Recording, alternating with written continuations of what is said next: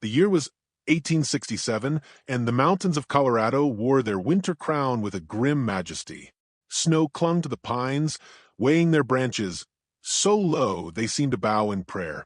The wind cut through the valley like a whetted blade, howling around jagged ridges and carrying with it the scent of wood smoke from some hidden hearth. Elias Turner pulled his horse to a halt and raised his head, squinting against the pale glare of the sky. There it was at last, the cabin he had bought sight unseen, the place he meant to bury his ghosts. The ride had been long, each mile a trial of patience and endurance. His horse, a rangy bay with ribs that showed beneath its winter coat, snorted clouds into the freezing air and shifted beneath him. Elias patted the animal's neck with a gloved hand, murmuring quiet encouragement as though speaking to himself. He was 32 years old, but war and hardship had carved deeper lines into his face, shadowing his gray eyes and streaking his hair with early threads of silver.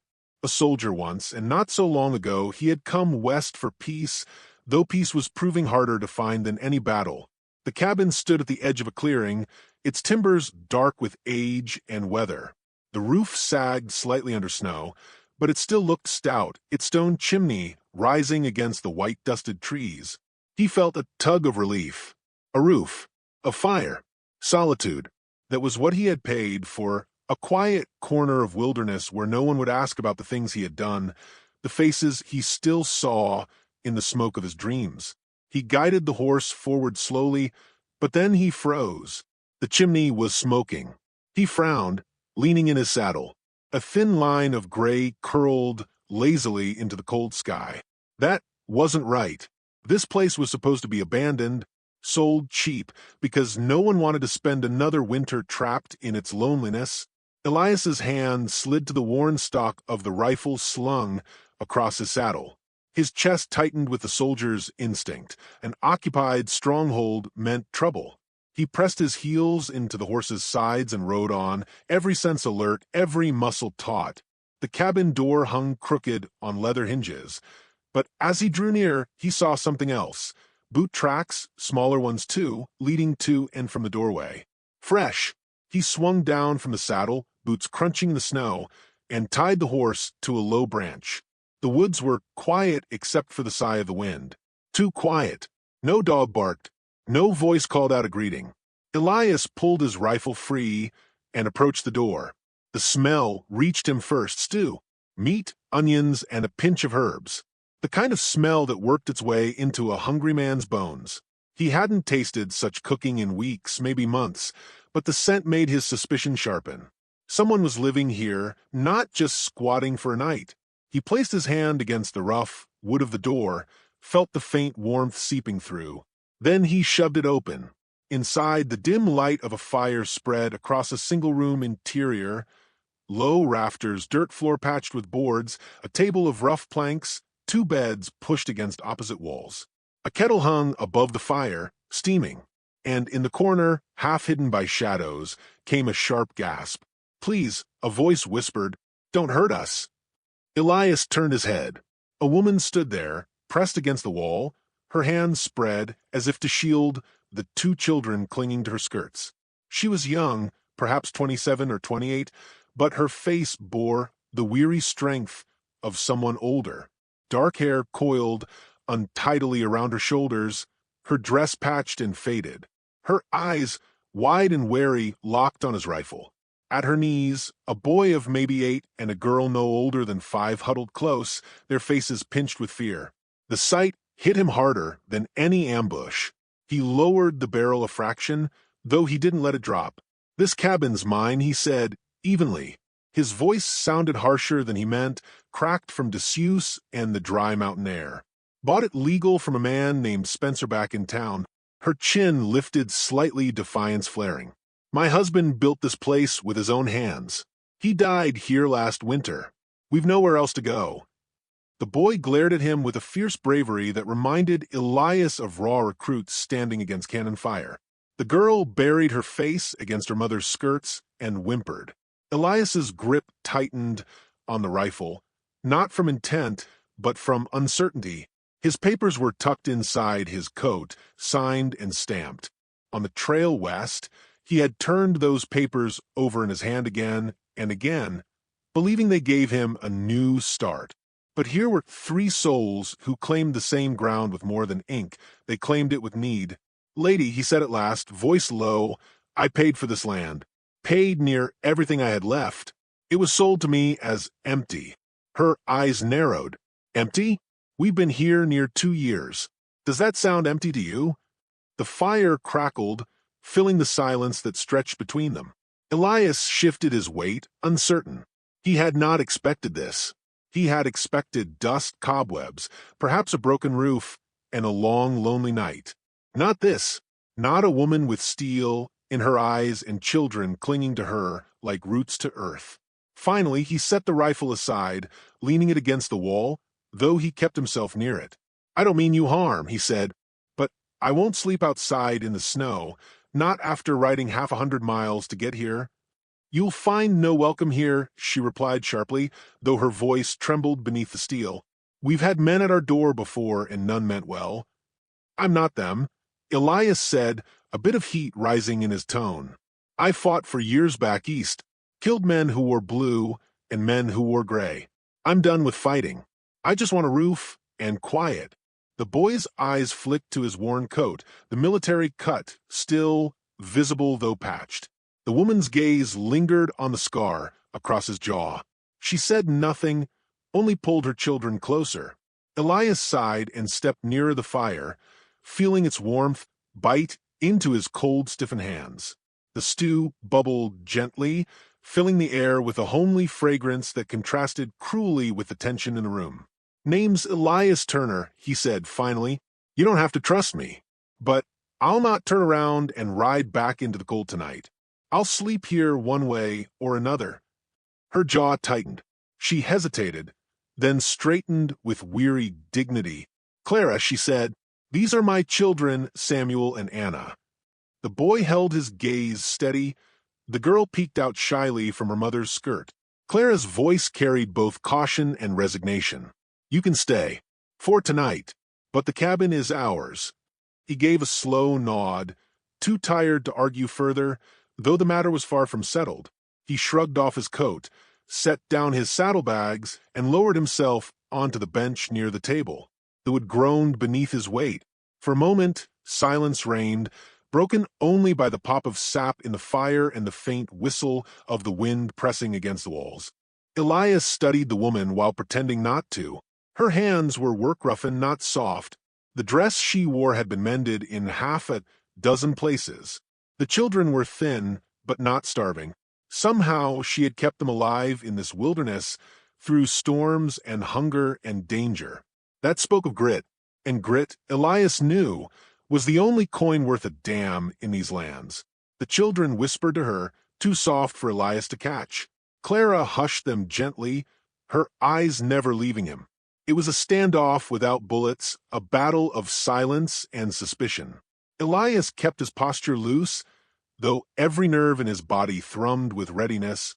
He had learned in war that trust was the rarest thing a man could give, and most often it killed him. Yet, as he sat in the dim glow of the fire, the scent of stew filling his lungs, he felt the strangest tug, a sense that he had stepped not into a cabin, but into a turning point. Night thickened outside. Snow fell heavier, tapping softly against the roof. Elias unrolled his blanket in the far corner, laying his rifle beside it. He lay down with his back to the wall, eyes half shut, watching shadows flicker across the ceiling. The children curled up on their bed, Clara's soft voice murmuring to them. Sleep tugged at him, but he resisted, listening to every creak and sigh of the old timbers. He had learned to live with half sleep, always ready to wake with his hand on steel. The last thing he heard before drifting into uneasy rest was Clara's whisper, low and fierce, as she held her children close. "He won't take this from us. Not him. Not anyone."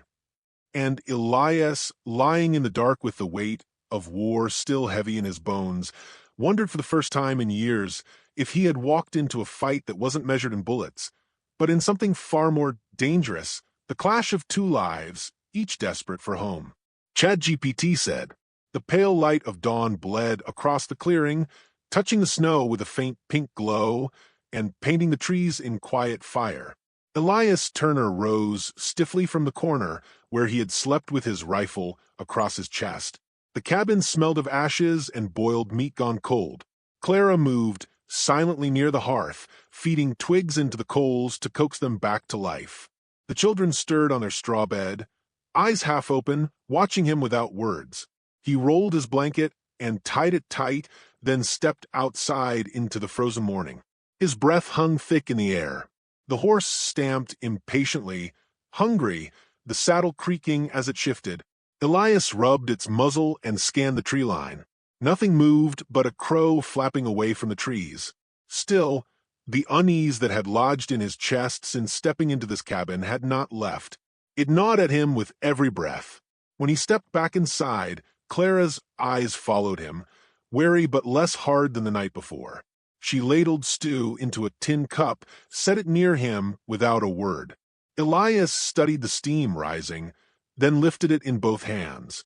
The warmth spread through his fingers, though he did not miss how she kept herself between him and her children. "I'll mend the roof today," he said quietly, breaking the silence. "Snow'll cave it and come next storm if nothing's done." Clara glanced up, surprised. "And why would you care if you mean to take this place from us?" His eyes met hers over the rim of the tin. "Because I'm sleeping under it too." Her mouth pressed into a line. She gave no answer, only turned back to the fire. The boy, Samuel, sat straighter, studying Elias with curiosity edged by resentment. The little girl, Anna, crept closer to her mother's skirts, peeking at him as if he were some dangerous animal. Elias forced himself to swallow the stew slowly, letting its warmth chase the hunger out of his belly. All that day, he worked at the roof. Snow slid down on his shoulders as he hauled rough boards into place, hammering them with measured blows. Samuel followed him outside and lingered nearby, watching with a kind of grudging fascination. Elias handed him a smaller hammer, nodding toward nails. The boy's eyes widened, then narrowed in determination as he tried to mimic the man's steady strokes. The sound of iron striking would rang through the cold air. By dusk, a patch of the roof was stronger, the leaks sealed. Inside, Clara watched him from the corner of her eye while tending to supper. She saw how Samuel carried himself taller now, proud of the work he had shared. She saw, too, how Anna had crept close enough to Elias to tug gently at his sleeve before darting back to her mother. It unsettled her, but she could not deny the effect he had on them. That night passed in brittle silence. Yet something in the air had shifted, a fragile thread woven between suspicion and necessity. 2 days later, the first trouble came. Elias had gone to fetch water from the creek, the bucket heavy against his side. The cold bit into his lungs, but the silence of the woods steadied him. Then, faint at first, he heard it, the distant thud of hooves. His head snapped up. Through the trees, riders moved in a slow line, their shapes dark against the snow. 6 of them, rough men with broad hats and rifles slung across their backs. They saw him at once. The leader, a gaunt fellow with a beard black as soot, reined his horse and raised a hand. "Mornin', stranger," he called, voice carrying sharp on the cold air. "Fine little place you got yonder.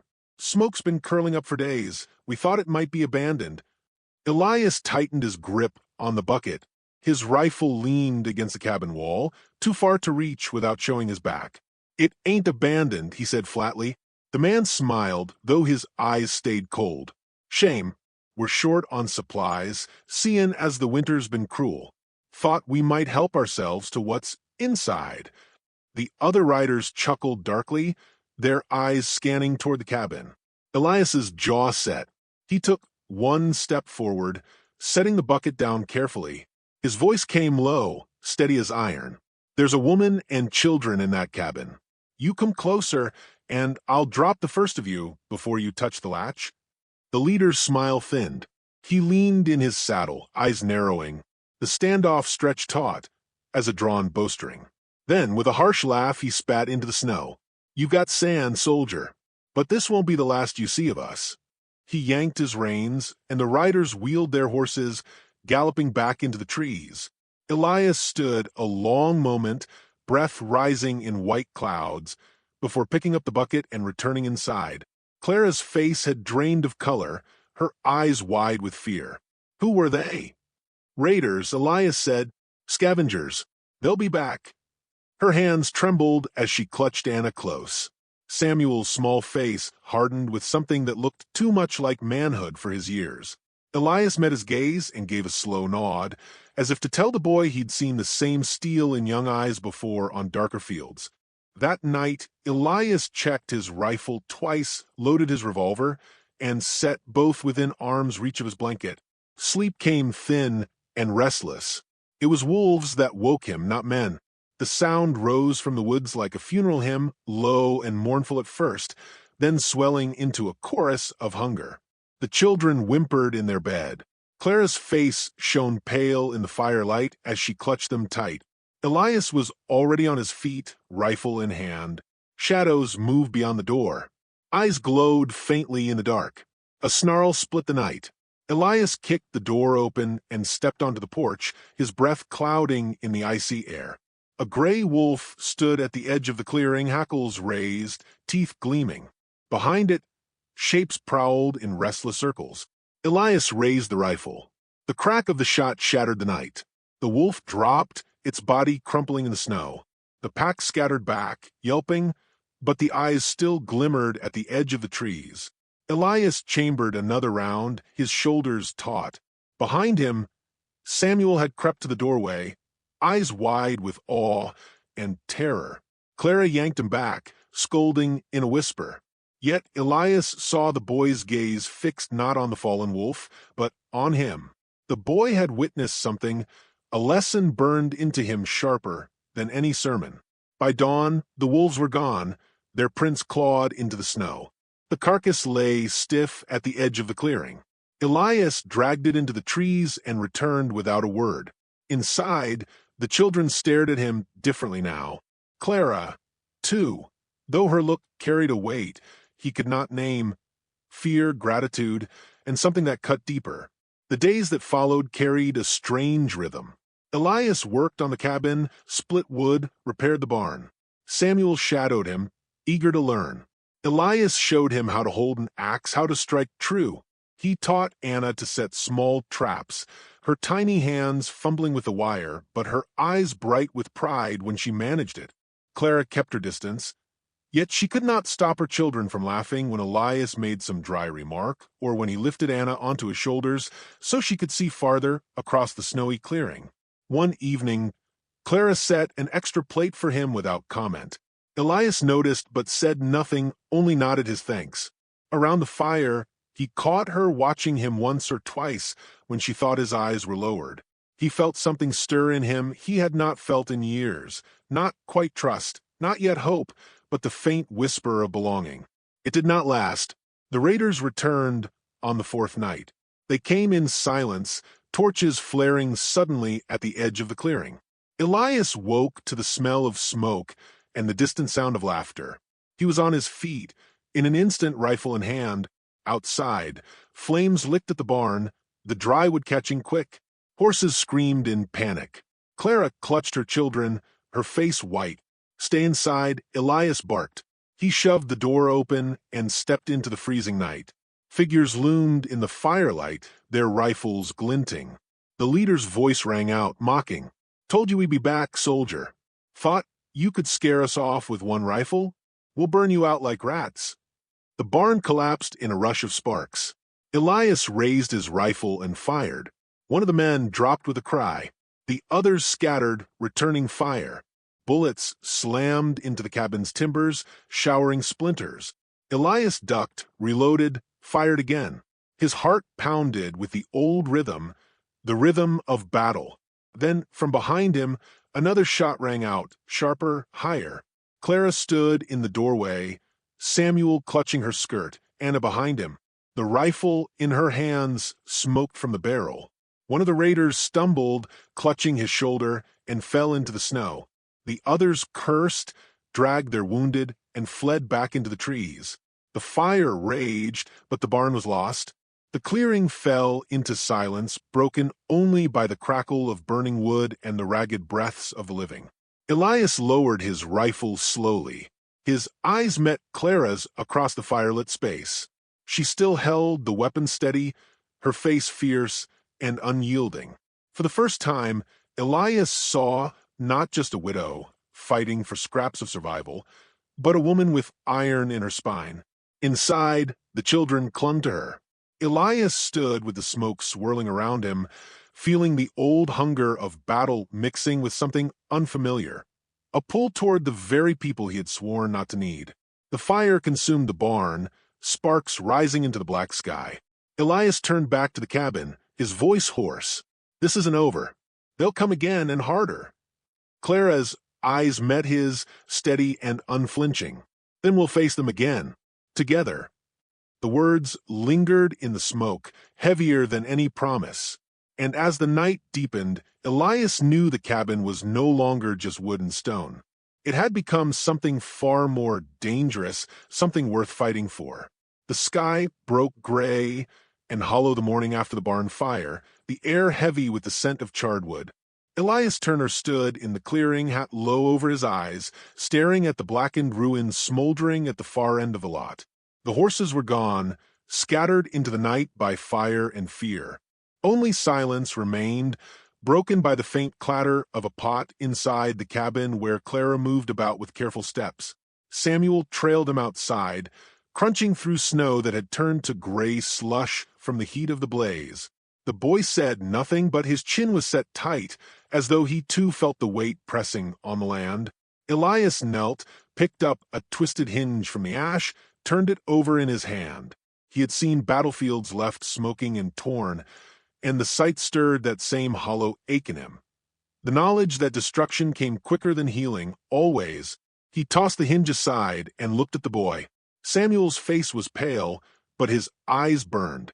Elias placed a rough hand on the lad's shoulder. "They'll be back," he said simply. Samuel swallowed hard. "Then we'll fight Em." The words were too big for his small frame, but Elias didn't correct him. Instead, he gave a single nod, the kind men gave each other before charge. The boy stood taller for it. When he returned inside, Clara met him with a gaze both fierce and uncertain. Her dark hair was uncombed, her dress ash-streaked, but her eyes never wavered. She had fired a rifle at a man last night, shot true, and Elias saw that truth weighing on her like a second skin. "They won't stop," she said quietly. "No," Elias agreed. "Men like that take until someone makes Em bleed enough to quit." He set his rifle on the table, opened the cylinder of his revolver, checked each round. The metallic clicks echoed in the small cabin. "I've fought men worse than them, but this time, it's not just my hide. It's yours. It's the children's." Clara's lips parted as though to answer, but no words came.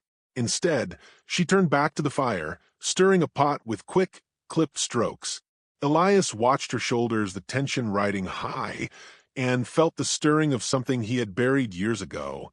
A need to protect, not just because it was right, but because it mattered. The next 2 days passed with grim preparation. Elias taught Samuel how to reload cartridges, how to strike flint quick and true. Clara learned how to steady her aim, fingers trembling only at first. Anna, too small to fight, carried water, stacked wood, watched with wide, solemn eyes that absorbed everything. The cabin became a fortress in miniature. Elias reinforced the shutters, stacked firewood along the walls for cover, laid snares in the tree-line. He knew the raiders would come at dawn or dusk. Men always favored those hours when shadows blurred and nerves frayed. And he knew they would not come with torches this time. They would come with bullets.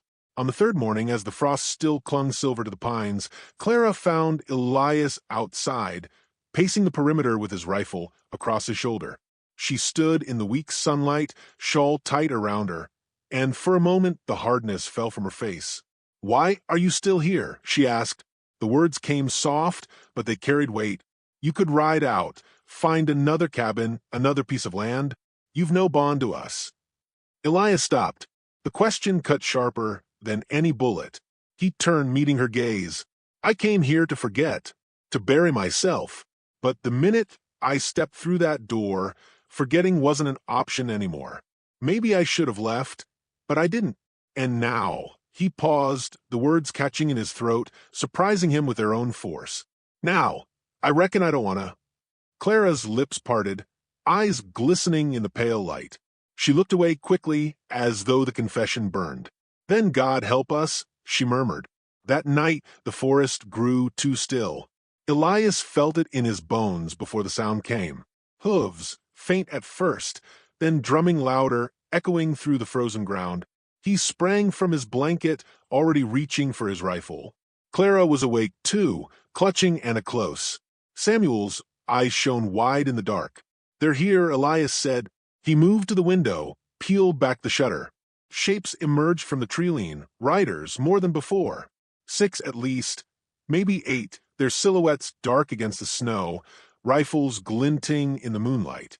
The leader rode front, his black beard stark against his pale face, torch in hand, though he did not raise it. His voice carried cold across the clearing. "Turner," he shouted, "you've had your warning.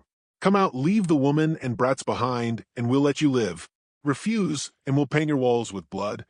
Clara's breath hitched, but she raised her chin. Elias's jaw hardened. He opened the window just wide enough, leaned the rifle, and called back. "You'll not have this cabin. Not while I draw breath." A laugh answered him, harsh and cruel. Then the night erupted in gunfire. Bullets smacked into the cabin walls, spraying splinters. Glass shattered. Clara dragged the children to the floor, shielding them with her body. Elias fired back, the rifle's crack splitting the air. One rider toppled from his horse, his cry cut short. The others spread wide, circling, shooting from the shadows. The fight became a storm. Elias's rifle roared, then the revolver in his hand barked fire and smoke. He shifted from window to door, keeping low, moving with the sure rhythm of an old soldier.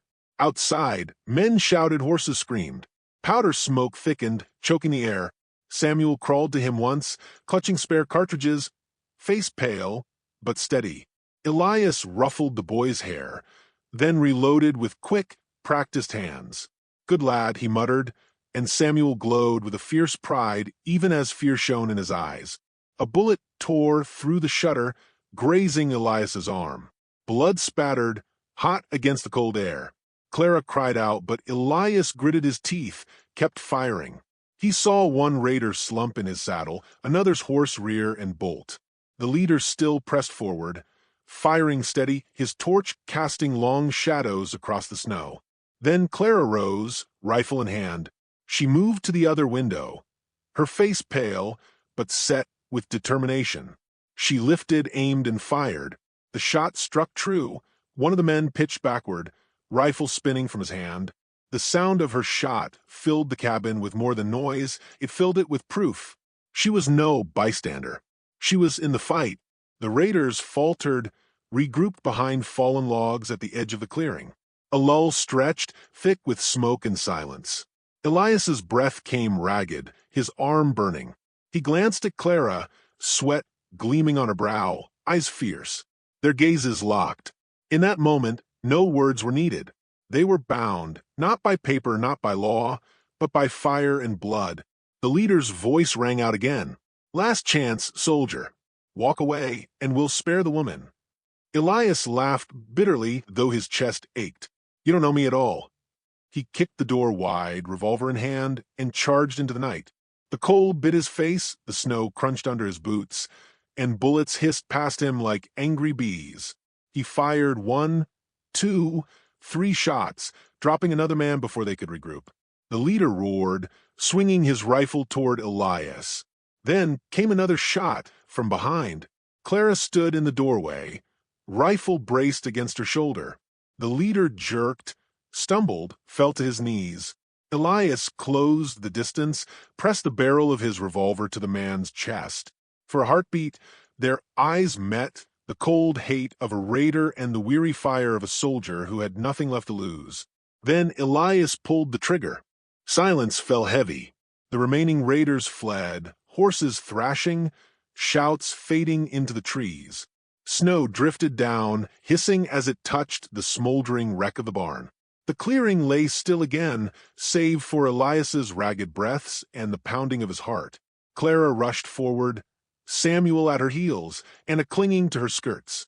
She pressed her hands to his bleeding arm, eyes wet with relief and terror. Elias winced, then caught her gaze. "It's done," he said, voice hoarse, but she shook her head fiercely. "No, it's begun." Inside the cabin, the fire burned low. Elias sat with his arm bound, the children huddled close, Clara across from him. The storm of battle had passed, but something new lingered in the air, a fragile, unspoken truth. He had come seeking solitude, and found instead a family that had claimed him without permission. Clara's voice broke the silence at last. "When you first came, I thought you were just another man trying to take what wasn't his. But tonight you stood with us when you didn't have to. You could have walked away. Why didn't you?" Elias stared into the fire, the flames reflecting in his gray eyes. "Because I was tired of walking away, tired of living like a man already buried. Your fight became mine the moment I saw you standing in that corner holding those children. I reckon I've been looking for something worth bleeding for, maybe even worth living for." Clara's eyes glistened. She reached across the table, her hand trembling as it brushed his. For a long moment neither spoke. The children watched in silence, sensing the gravity of what bound their mother and the weary soldier who had walked into their lives unasked. Outside, the land lay hushed beneath its blanket of snow, as though the wilderness itself held its breath. The cabin stood scarred but unbroken, smoke curling from its chimney into the night sky. Elias leaned back, exhaustion pressing heavy on his bones, but his heart lighter than it had been in years. He had not bought an empty cabin. He had bought into a life waiting to be claimed, into a family forged by fire. The narrator's voice would carry the final thought. A cabin isn't just wood and stone. It's the choices made within its walls, the battles fought at its doors, the love found in its shadows. Out here on the frontier, where death came easy and trust came hard, one soldier found that the greatest fight of all was not against enemies, but against the silence in his own heart. And so the story closes with a truth as sharp as any rifle's crack. The cabin changed Elias Turner's life, not because it gave him shelter, but because it gave him something far greater, a reason to stay.